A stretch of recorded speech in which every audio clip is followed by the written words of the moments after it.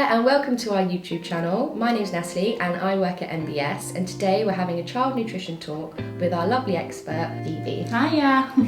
So Phoebe, we find that at Natural Baby Shower we have quite a lot of our audience and people who come into our store have now got transferred to our vegan diet. Yeah. So what would you recommend if somebody was looking to go vegan or maybe have a vegan lifestyle with their children?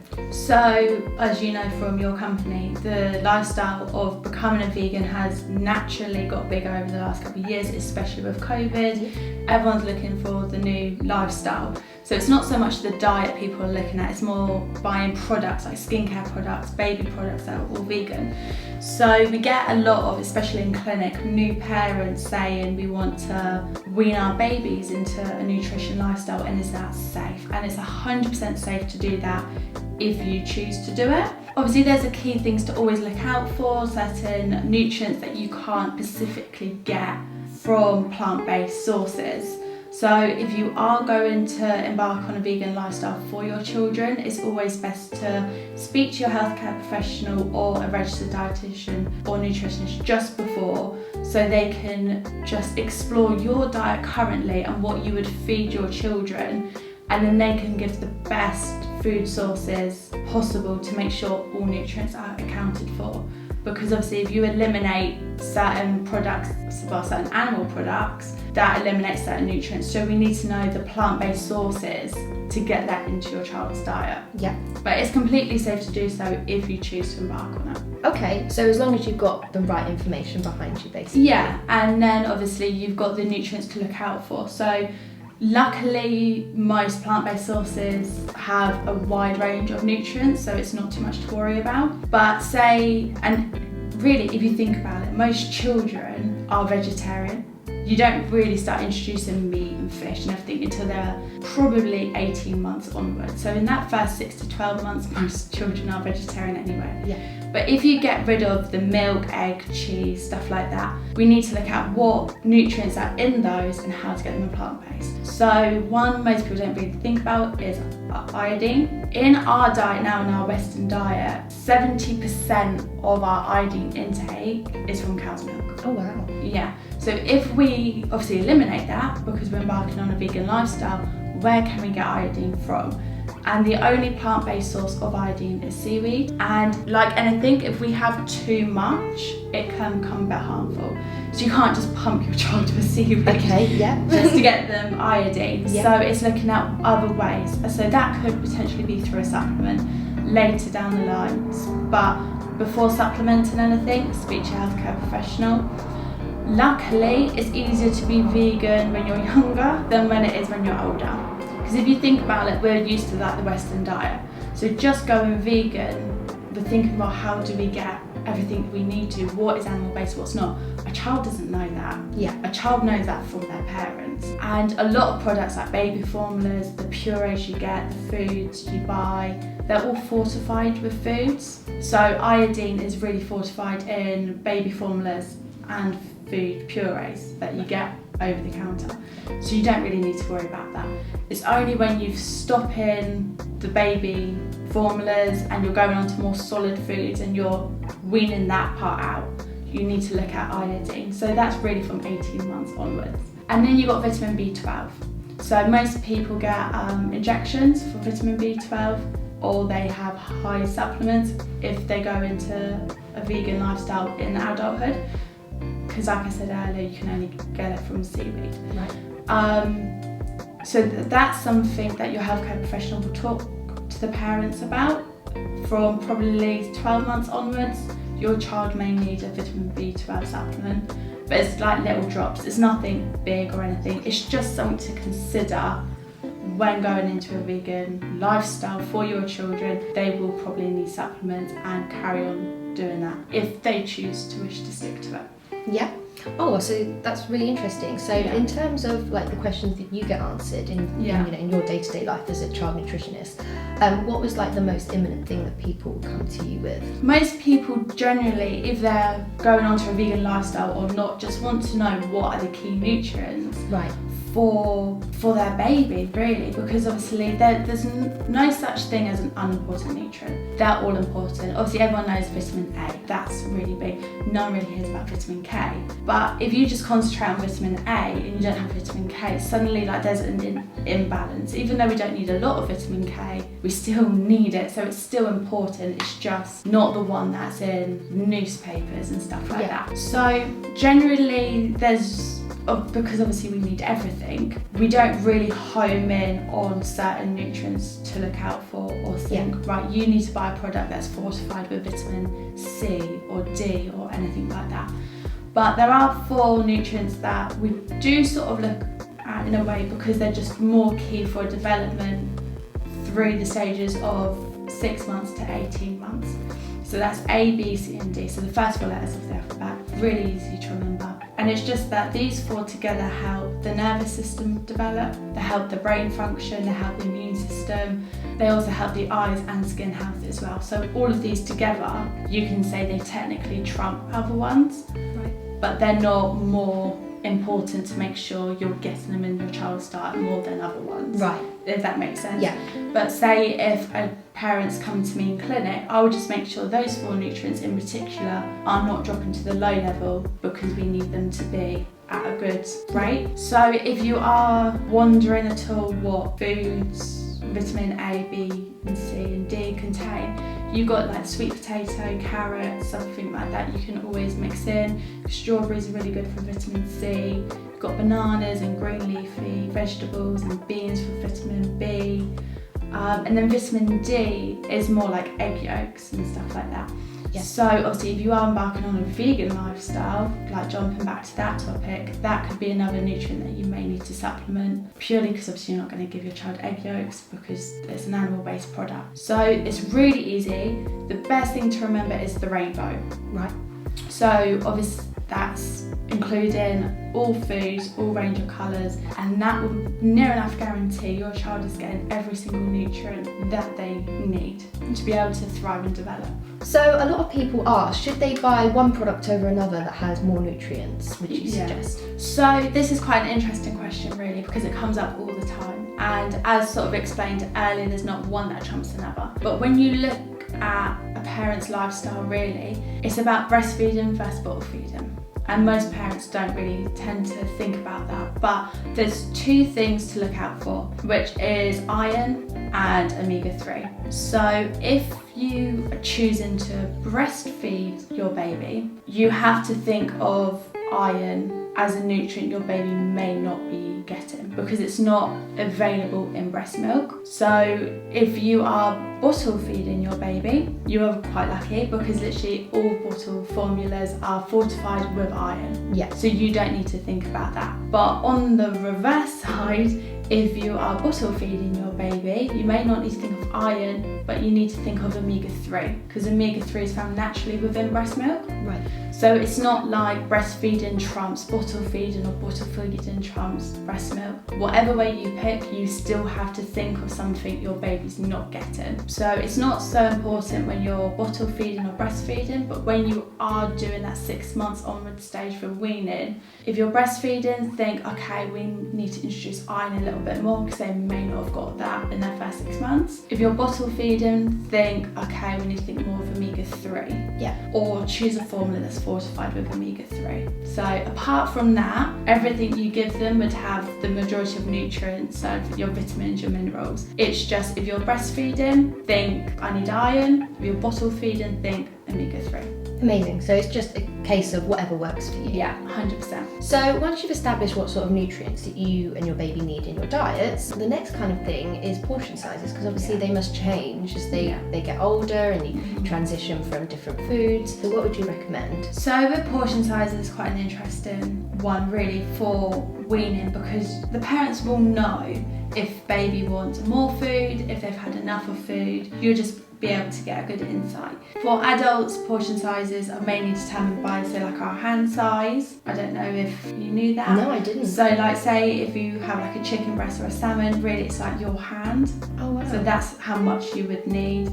If it's like fruit, it's like a handful. Vegetables, it's 2 handfuls. If you need like cheese, it's like the 2 middle, like fat sort of thing. Oh, okay, yeah. So, but obviously a baby's hand is tiny. You're not going to give them the tiniest bit of puree and then hopefully they'll be all right. Yeah. So that's more for when they're like toddlers and running about the place. So when they are weaning, the best thing to do is start small and keep adding to it. So if you give them a certain meal and then they're constantly hungry, they're constantly putting things in their mouth, they're crying, you know they're hungry. Next meal time, add another quarter. If they're still hungry, next meal time, add another quarter, and keep going until you've got the portion size right for your child. Okay.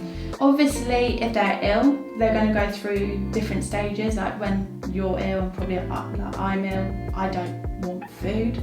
So you're going to know, but you're going to generally see if your child is ill or not to know we need less food or more food. But yeah, there is no one size fits all. There is one baby that will probably they will demolish your kitchen and still be hungry. Mm-hmm. Another child will literally have a crumb and be full up. Okay. So as long as your health visitor is coming around and your doctors say they're on that curve, so it's like a growth curve, if they are on that curve and they're happy and they're growing at a good rate, then that's all you need to know. You don't need to be cramming numbers in, you don't need to be counting calories for babies, you don't need to be measuring out things. As long as what you're giving your baby is making them full up, that's it.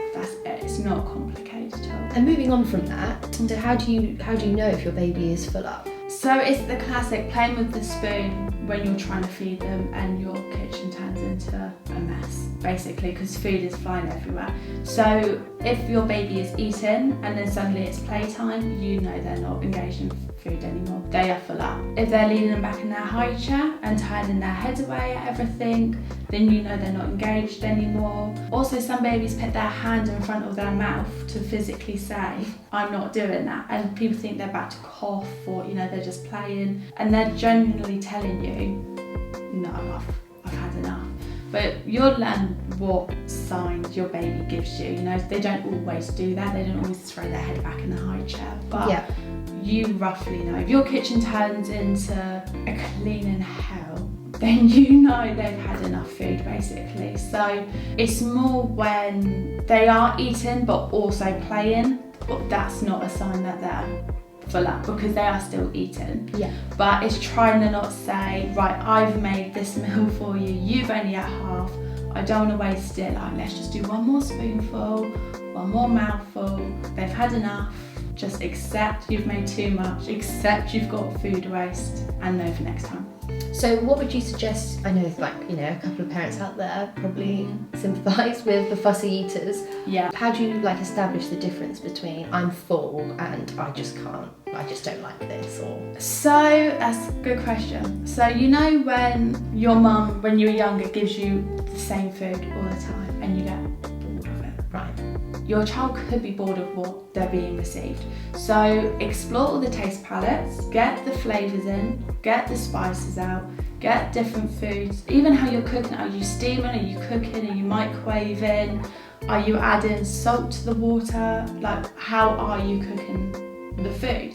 How are you presenting the food? Is it in the same bowl? Is it on a plate? All these different things are new to babies, so explore all the different options first. If they're still turning their nose up, and you've literally tried everything, tried every food, every way of cooking possible, then I would take them to the healthcare professional, only because there could be something more internally going on in that. So it could be a case of IBS, it could be a case of a potential allergy or intolerance, and it's not physical, you can't tell that they're going through that, but inside their body is saying, no, like something's not right, I can't have food at the moment because I'm intolerant.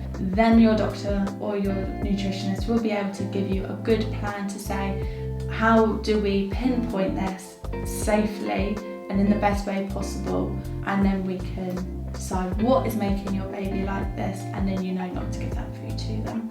But explore everything first, because trust me, most of the time they are bored. It's trial and error. Yeah, 100%. You will know, but try it 7 times.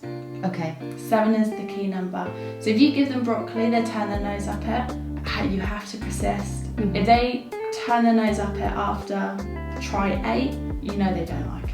Yeah. Try it again in 6 months' time when they've completely forgotten you've given it to them. And then say, oh, it's a new food, but try it at least 7 times. So obviously there'll be some parents out there that are coming away from breast or bottle feeding and they're looking to wean their children onto certain solid foods. Yeah. Is there like a ratio that they need to like follow for that? So generally we say, obviously you can't cut the milk cold turkey because your baby relies on that, isn't it? It's almost like a comfort to them as well, knowing that they're going to get a bottle feed or a breastfeed.